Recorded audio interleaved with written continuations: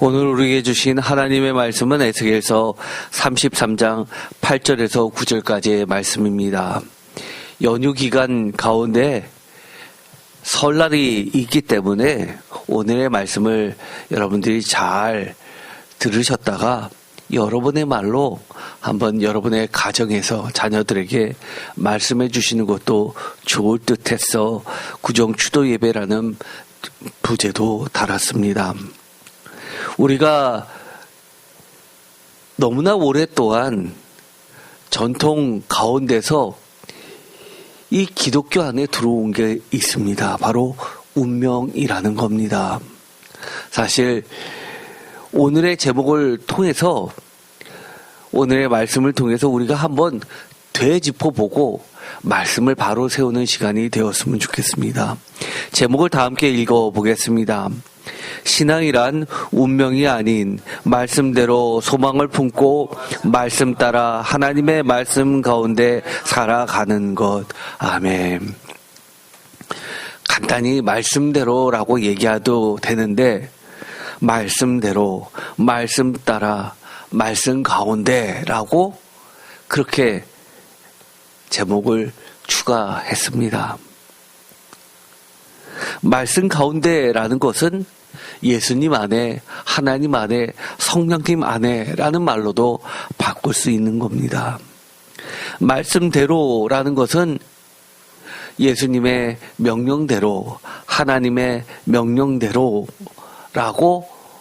또한 성령님의 인도하심대로, 성경 말씀대로라고 바꿔서 이야기할 수도 있습니다.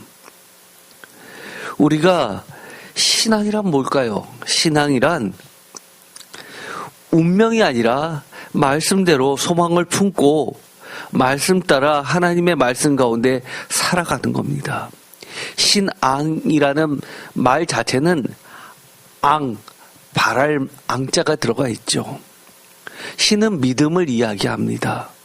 어떻게 보면 이 믿음은 소망을 품고 있는 말이기도 합니다. 그런데 이 신앙은 우리가 전통적으로 토속신앙 가운데 또는 샤머니즘, 불교, 유교 가운데 썼던 그 신앙이라는 말과 기독교에서 이야기하는, 성경에서 이야기하는 신앙이란 말과는 너무나 근본적인 차이가 있습니다. 그저 우리가 바라는 것을 이야기할까요?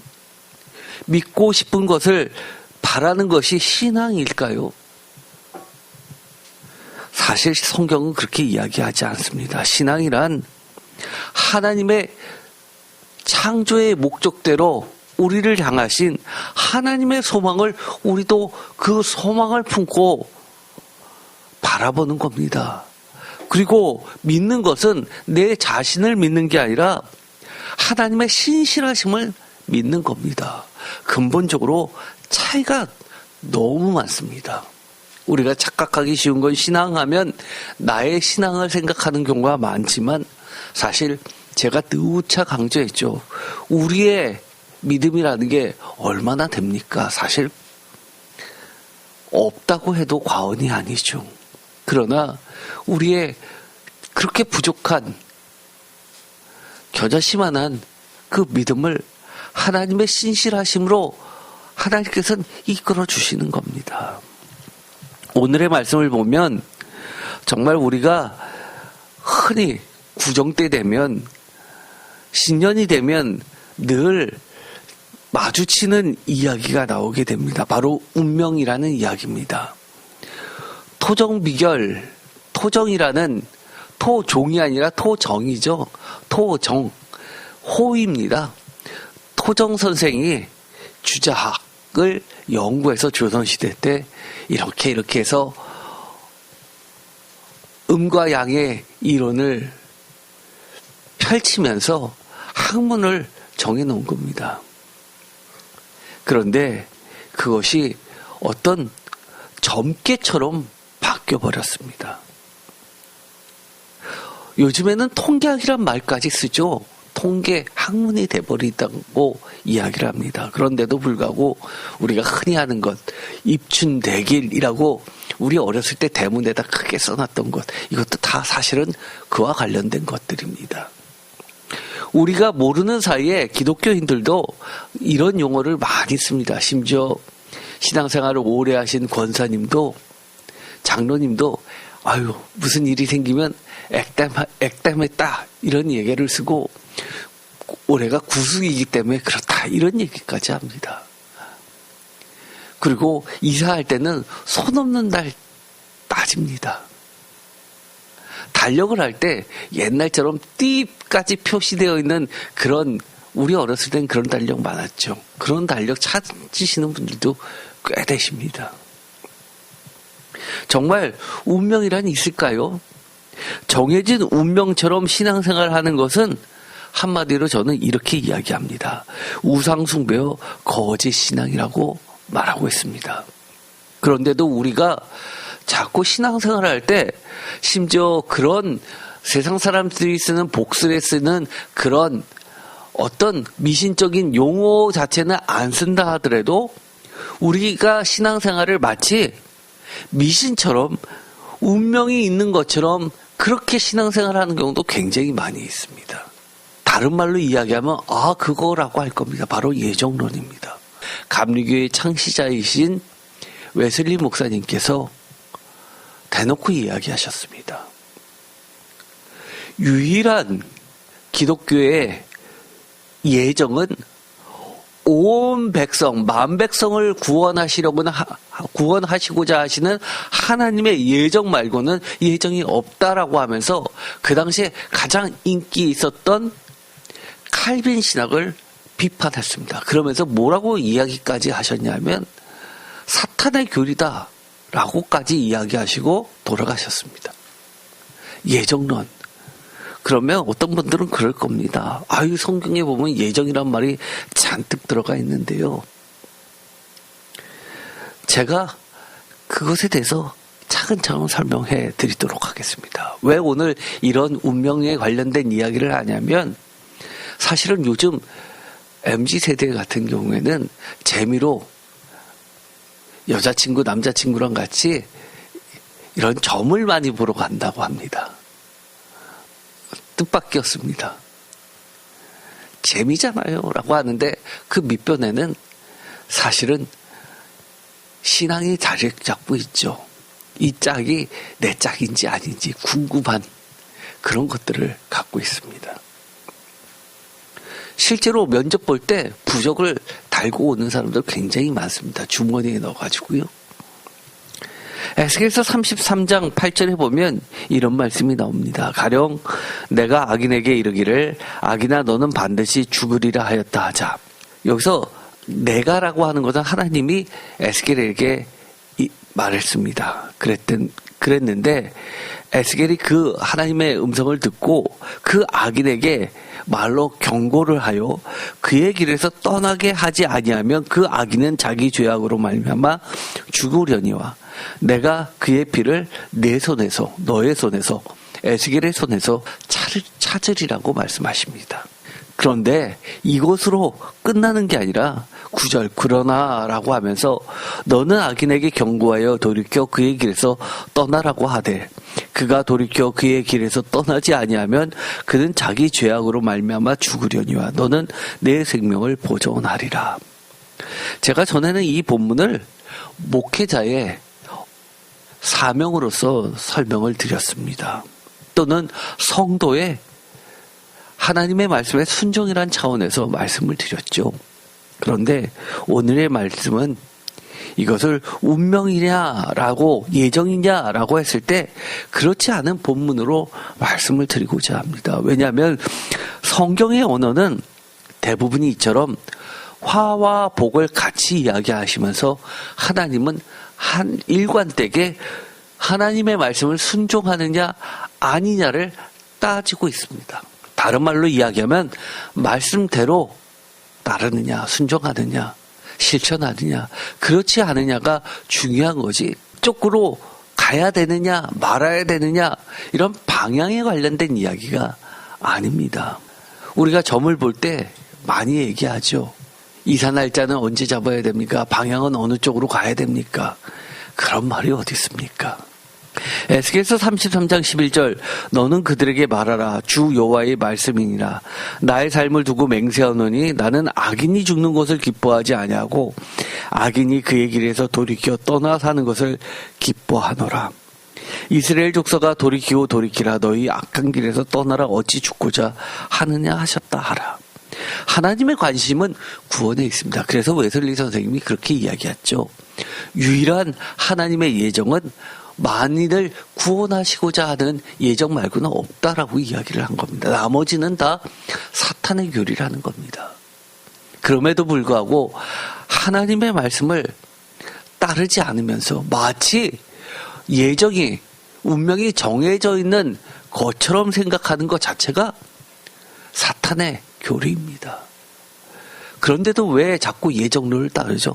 그러면 편하니까요. 나는 구원에 이미 들어가 있다고 생각하는 것처럼 편한 게 어디 있습니까? 지난주 수요일 날 이야기했죠. 그것은 영지주의와 한 뿌리입니다. 사실 영지주의가 사라졌나요? 지금도 21세기 영지주의자는 다른 형태로 계속해서 등장합니다. 심지어 신앙생활을 하는 사람들조차도 영지주의와 같은 뿌리 속에 있는 사람들이 많이 있습니다. 그러면서도 하나님을 예수님을 주라 고백합니다. 어떻게 해요? 나는 이미 구원이 확보됐다라고 생각하면서 신앙생활을 하는 자들이 너무 많다는 겁니다. 그러나 하나님은 그렇게 이야기하시지 않죠. 언제나 지금 현재 하나님께서 어떻게 말씀하시고 그것을 따르기를 원하시고 계시는가에 따라서 우리의 책임이 달라지고 있습니다. 에스겔서 33장 14절 가령 내가 악인에게 말하기를 너는 죽으리라 하였다 하자 그가 돌이켜 자기의 죄에서 떠나서 정의와 공의로 행하여 저당물을 도로 주며 강탈한 물건을 돌려보내고 생명의 율례를 지켜 행하고 죄악을 범하지 아니하면 그가 반드시 살고 죽지 아니라 할지니라. 저당물을 도로 주고 강탈한 물건을 돌려주고 생명의 율례를 지켜 행하고 돌려준다. 저당물을 돌려주는 건 희년하고도 관련이 되어 있습니다. 안식년하고도 관련이 되어 있습니다. 7년, 50년. 그리고 주일, 7일, 주일하고도 관련되어 있습니다. 생명의 율례를 지키고 이것은 예수님께서 안식일 날 생명을 구원시키는 일을 하셨던 것하고 관련된 겁니다. 그러면서 정의와 공의로 행하여 라고 이야기합니다. 이런 이야기는 대부분의 기독교인들은 자녀를 보고 모아놓고 같이 가정 예배를 드려도 별로 설교할 게 없다고 생각합니다. 그러나 우리가 가만히 생각해보면 얼마나 이런 예정에 관련된 이야기를 많이 하는지 모릅니다. 예를 들어서 우리의 자녀가 대학을 갑니다. 엄마 기도 좀 해줘. 내가 A 학교를 지원해야 돼. B 학교를 지원해야 돼. 그렇죠? 심지어 목사님한테 부탁합니다.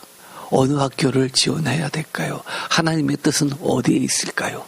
하나님의 뜻은 구원에 있고 여러분 모두가 행복해지기를 바라는 겁니다. 학교에 있지 않습니다. 또 그렇게 물어보죠. 입사쯤이 되면 A라는 회사와 B라는 회사 모두 합격이 나왔습니다. 어느 회사를 가야 될까요? 어떤 회사를 가는 게 하나님의 뜻일까요? 이런 이야기는 너무너무 많습니다. 회사에서 그만두라고 하는데요. 그만둬야 될까요? 버텨야 될까요? 무엇이 뜻일까요? 이런 이야기 사실은 우리가 믿음 생활을 한다면서 사실은 예정론에 갇혀서 복술에 갇혀서 사탄의 교리에 갇혀서 신앙생활하는 경우 너무너무 많이 있습니다. 주님은 이렇게 이야기하시죠. 16절 그가 본래 범한 모든 죄가 기억되지 아니하리니 그가 반드시 살리라. 이는 정의와 공의를 행하였음이라 하라. 하나님은 정의와 공의를 그리고 생명을 위해서 계속해서 활동하고 계십니다. 그래서 심지어 과거에 죄를 범해서 죽을 수밖에 없는 죄인이라 하더라도 돌이켜서 지금 정의와 공의를 행하면 반드시 살리라 라고까지 하나님의 그런 뜻을 돌이킬 수 있다고 이야기합니다. 저희가 이 사업을 하면 잘 살까요? 그런 말이 어디 있습니까? 그런 말 없습니다. 그렇죠? 어떤 사업을 하든 하나님, 제가 이 사업을 통해서 하나님의 영광 드러내는 존재 되게 해주세요. 하나님이 기뻐하신 방법대로 돈 벌게 해주세요. 돈 버는 것보다도 하나님의 정의를 사람들이 알 수 있게끔 해주세요. 이런 것들이 더 좋은 기도죠. 운명을 쫓는다? 도대체 운명이라는 말이 어디서 나왔길래 운명이라는 말을 쓸까요? 제가 처음부터 얘기했죠. 운명을 쫓는다? 성경에는 그런 말 없습니다. 주님 자체가 모든 것의 길이기 때문입니다. 요한복음 14장 예수께서 이르시되 내가 곧 길이요 진리요 생명이니 나로 말미암지 않고는 아버지께로 올 자가 없느니라. 운명이라는 게 뭡니까? 우리가 신앙생활 할 때 사실은 우리 당장 우리 눈에 보이는 것대로 그렇게 하는 경우 많습니다. 그러나 하나님을 믿으면요, 우리 인생이 하나님의 손안에 있는 게 운명입니다. 요한복음 14장 6절에 보면 중요한 말이 있습니다. 내가 곧 길이요 진리요 생명이니. 사실 이것은 굉장히 중요한 말이죠. 그 뒷말이 제 눈을 사로잡습니다. 다 같이 읽어볼까요? 나로 말미암지 않고는 아버지께로 올 자가 없느니라. 아멘. 뭐라고요? 나로 말미암지 않고는, 이겁니다. 시작도 하나님이요 예수님이요 마침도 하나님이요 예수님입니다. 기독교인들은요, 비록 우리가 조금 부족해서 공부를 못해도 괜찮습니다. 괜찮습니다. 신앙이 더 중요합니다. 돈이 조금 부족해도요, 괜찮습니다. 괜찮습니다. 나로 말미암지 않고는 이란 말은 모든 것은 예수 그리스도 주님으로부터 시작하고 통하고 마친다는 이야기입니다. 운명이란 말은 성경을 검색해 보면요, 개역 개정 성경에 1회가 나옵니다. 운명. 욥기 18장 20절. 그의 운명에 서쪽에서 오는 자와 동쪽에서 오는 자가 깜짝 놀라리라. 아우, 성경에 운명이란 말 있잖아요. 그 말을 표준세번역으로 읽어보면 이렇습니다. 동쪽 사람들이 그의 종말을 듣고 놀라듯이 서쪽 사람들도 그의 말로를 듣고 겁에 질릴 것이다. 종말을 듣고 말로를 듣고, 즉 여기서 운명이라는 것은요, 말로는 이 한자 말로로 이 운행할 때, 이 운전할 때 운자가 아니라 운명하셨습니다 라고 할 때 운명입니다. 글자가 다르죠. 실제로는 운명이라는, 우리가 흔히 쓰는 이 운명은 영어입니다. 없습니다. 그럼에도 불구하고 이 성경에는 운명이라는 말이 공동번역에는 대거로 들어가 있습니다. 굉장히 많이 들어가 있죠.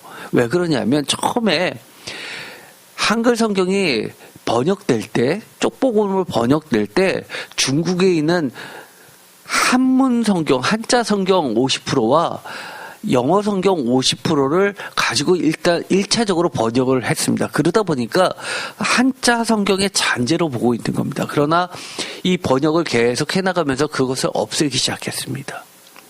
그래서 최초 한글 성경 번역 과정에서 중국 한자 성경에 들어가 있던 이 운명이란 말이 들어갔던 것으로 보입니다. 그런데 원어로 보면 욥기서 18장 20절에 있는 이 운명은요, 원어로는 데이, 날입니다. 욤이라는 뜻입니다. 성경에서 말하는 운명이란 하나님 앞에서 종말처럼 사는 하루하루의 시간입니다. 다시 한번 이야기해 볼까요? 하나님 앞에서 종말처럼 사는 하루하루의 시간을 성경에서 운명이라고 합니다. 따라서 운명은 미리 정해진 예정이 아니라 하나님의 계획과 뜻이며 언제나 하나님의 절대 주권과 다스림으로 변경 가능한 피조물인 사람에게 은혜의 선물로 주시는 하나님의 선택과 기회의 시간입니다. 아까 에스겔서에서 우리의 운명이 결정된다라고 사람들은 그 말을 바꿔서 이야기할지도 모르지만, 사실은 운명이라는 것은 하나님의 말씀을 우리가 선택하느냐 아니냐의 기회의 시간이고, 그 하나님의 말씀대로 따라했을 때 하나님의 절대 주권과 다스림 속에서 은혜의 선물로 주어지는 하루하루의 시간입니다. 그래서 하나님의 계획과 뜻이 사실은 운명입니다. 예를 들어서 운명이라는 글자를 보면 우리가 흔히 예정처럼 미리 정해져 있는 것처럼 쓰는 것은 옮길 운자를 쓰죠. 수레가 안에 들어가 있습니다. 이 운명이라고 할 때는 이런 뜻이 있는 겁니다. 이미 정하여져 있는 목숨이나 처지, 예정에 관련된 얘기죠. 앞으로의 생사나 존망에 관한 처지. 우리가 돌아가셨습니다 할 때, 운명하셨습니다 할 때 운자는 죽을 운자입니다. 그래서 이 옆에 죽을 사자가 들어가 있습니다. 개역 성경에는 3회가 들어가 있습니다. 마가복음 15장 37절 39절, 누가복음 23장 46절에 운명이라는 이 말은 돌아가시다라는 뜻으로서 사용된 겁니다. 그러니까 개역 성경이나 개역 개정이나 할 것 없이 실제로 예정에 관련된 운명은 영회라고 할 수 있습니다. 반면에 표준세 번역에는 의외로 꽤 많이 들어가 있습니다. 10회나 나와 있습니다. 공론명은 55회나 나와 있습니다. 그래서 많은 성서학자들이 성경을 여러 가지 버전으로, 예를 들어서 개역에서 개역 성경, 표준 세번역에서 세번역 성경, 이런 식으로 업데이트를 할 때는 원어를 보면서 잘못된 단어들을 빨리 깔끔하게 바꿨으면 좋겠다라는 이야기를 많이 합니다. 운명, 예정론, 이것은 predetermined라는 이런 예정, 미래가 정해져 있다라는 뜻을 가지고 있는데 성경은 전혀 그렇지 않다고 제가 말씀을 드렸습니다. 에베소서 1장 9절, 그 뜻의 비밀을 우리에게 알리신 것이요 그의 기뻐하심을 따라 그리스도 안에서 때가 찬 경륜을 위하여 예정하신 것이니.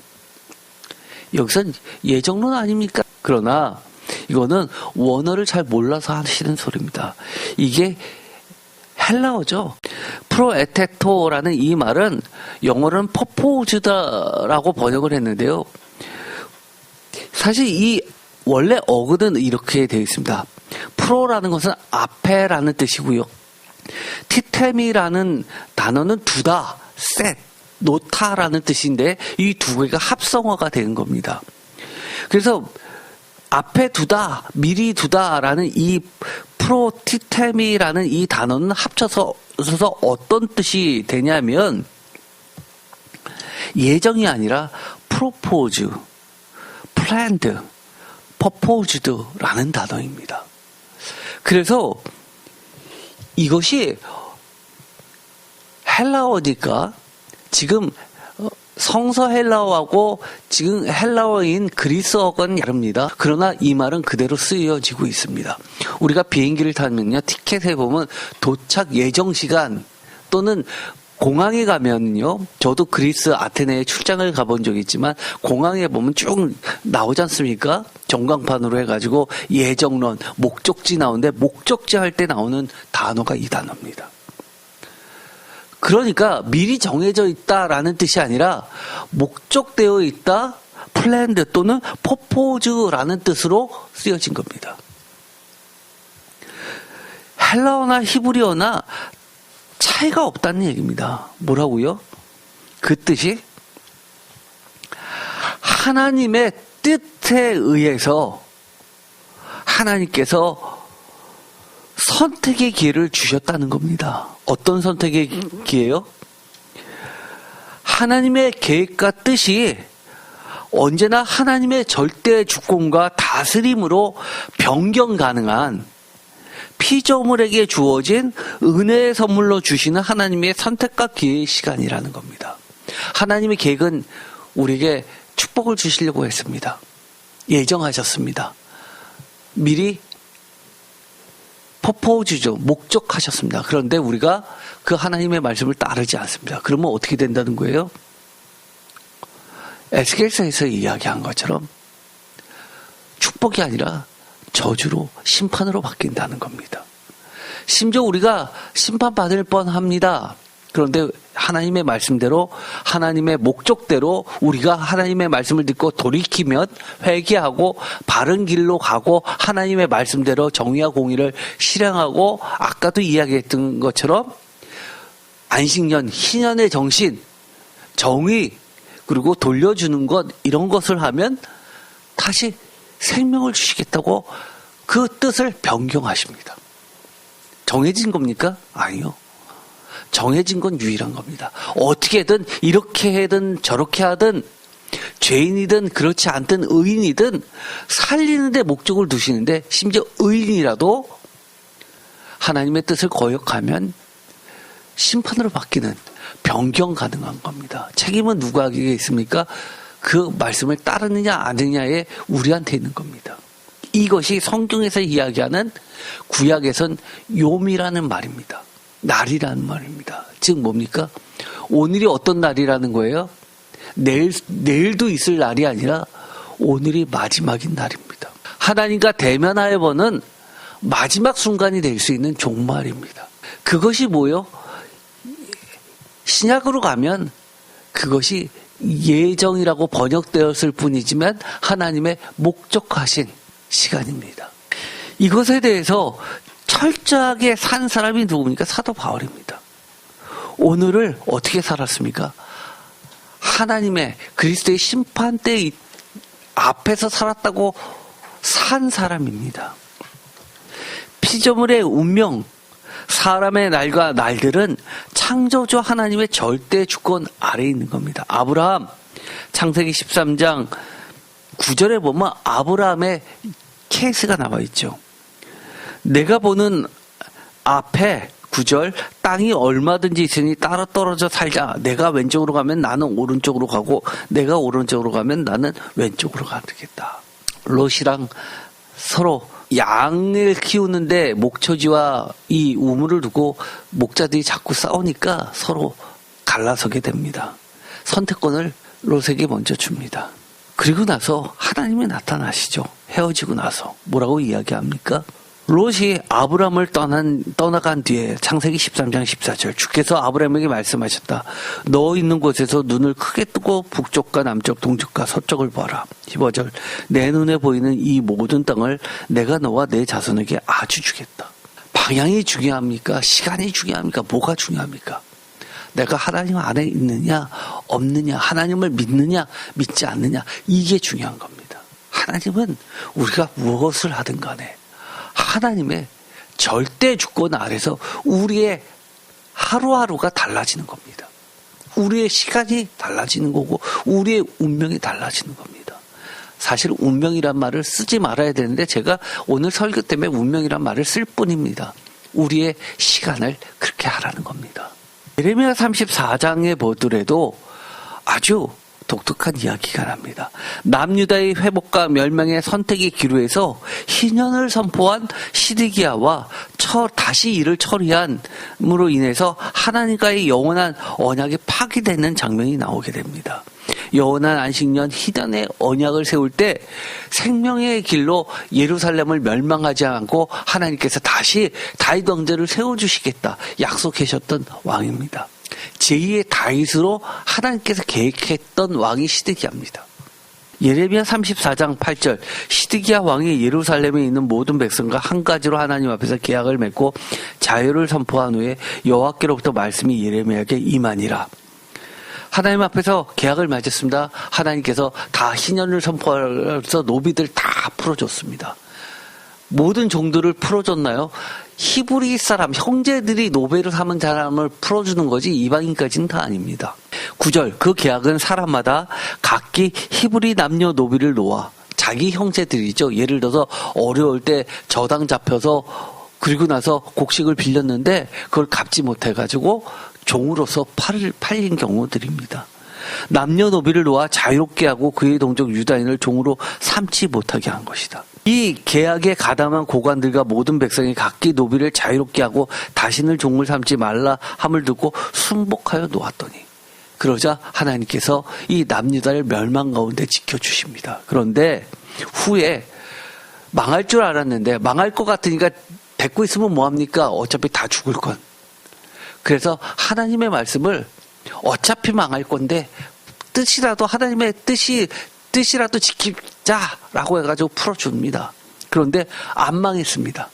그러자 그들이 뭐야 안 망하잖아 우리 손해 아니야 라고 해서 온갖 빌미를 삼아서 후에 그들의 뜻이 변하여 자유를 주었던 노비를 끌어다가 복종시켜 다시 노비로 삼았더라. 남유다가 멸망하실 것이다 라고 멸망을 선포했더니만 그들이 떨면서 멸망당하지 않으려면 어떻게 해야 될까라고 하니까 하나님께서 희년을 선포하라고 해서 그들에게 다 희년을 선포했습니다.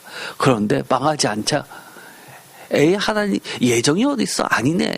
우리 망할 거 아니었네 라고 해서 자기의 뜻대로 다 바꿔버리자 다시 결국은 하나님이 남유다를 멸망시킨 겁니다. 남유다가 멸망당할 예정이었습니까? 운명이었습니까? 남유다는 멸망할 운명이었습니까? 아니죠. 세상 사람이 그렇게 말하는 그런 뜻이 아닙니다. 하나님의 말씀에 순종하면 말씀대로라면 말씀 안에 있더라면 언제든지 바뀔 수 있는 겁니다. 우리가 구정 때 가정에서 추도 예배를 드립니다. 조상들 잘 섬기면 우리가 후손이 복 받습니까? 그런 거 아니죠. 그렇죠? 또 하나님은 너희들한테 복 주실 거야. 그러니 너희들은 걱정하지 말고 복 받게 되어 있어. 맞습니까? 틀립니까? 맞기도 하고 틀리기도 합니다. 왜요? 조건이 빠졌잖아요. 조건이 뭐예요? 너희들이 하나님의 말씀을 잘 들으면 이게 빠지면 안 됩니다. 예레미야서 34장 17절 그러므로 여호와께서 이와 같이 말씀하시네요. 너희가 나에게 순종하지 아니하고 각기 형제와 이웃에게 자유를 선포한 것을 실행하지 아니하였음즉 내가 너희를 대적하여 칼과 전염병과 기근의 자유를 주리라. 여호와의 말씀이라. 내가 너희를 세계 여러 나라 가운데서 흩어지게 할 것이며 송아지로 둘로 쪼개고 그 두 조각 사이로 지나매 내 앞에 언약을 맺었나니 그 말을 실행하지 아니하여 내 계약을 어긴 그들을 곧 송아지와 두 조각 사이로 지난 유다 고관들과 예루살렘 고관들과 내시들과 제사장들과 이 땅 모든 백성들과 내가 그들의 원수의 손과 그들이 생명을 찾는 자의 손에 넘기리니 그들의 시체가 공중에 새와 땅의 짐승의 먹이가 될 것이라. 21절 또 내가 유다의 시드기야 왕과 그의 고관들을 그의 원수의 손과 그의 생명을 찾는 자의 손과 너희에게서 떠나간 바벨론 왕의 군대의 손에 넘기리라. 광주리를 보여주십니다. 잘 익은 무화과 나무가 있는 광주리와 썩어 먹을 수 없게 된 두 무화과 나무로 가득 찬 광주리, 두 광주리를 보여주십니다.